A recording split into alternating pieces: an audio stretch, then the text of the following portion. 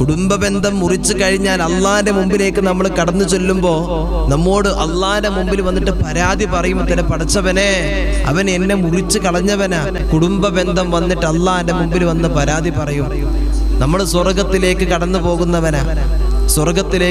പോകുന്നവനാ. എല്ലാ നന്മയും തിന്മയുടെ ഏടുമായിട്ട് അല്ലാഹു സുബ്ഹാനഹു വ തആല നമ്മെ സ്വർഗത്തിലേക്ക് കടന്നു വിടാൻ പോവാ. നമ്മളെ ഹിസാബ് കഴിഞ്ഞു, നന്മയും തിന്മയും ഒക്കെ തൂക്കി അല്ലാഹു സുബ്ഹാനഹു വ തആല അവിടുന്ന് കണക്ക് നമ്മുടെ കയ്യിലേക്ക് തരുമ്പോ നന്മയാ മുമ്പിലുള്ളത്.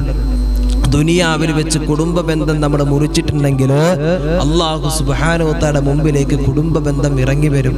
എന്നിട്ട് പറയും, പടച്ചവനെ അവനെ നീ സ്വർഗത്തിലേക്ക് വിടണ്ട, അവനെ നീ സ്വർഗത്തിലേക്ക് വിടരുത്, അവൻ എന്നെ മുറിച്ച് കളഞ്ഞവനാ, അതുകൊണ്ട് നരകത്തിന്റെ അടിത്തട്ടിലേക്ക് അവനെ വലിച്ചെറിയെന്ന് കുടുംബ ബന്ധം പറയുമെന്ന് ആദരവായ പ്രവാചകൻ നബി മുഹമ്മദ് മുസ്തഫ സ്വല്ലല്ലാഹു അലൈഹി വസല്ലം നമ്മെ ഓർമ്മപ്പെടുത്താം.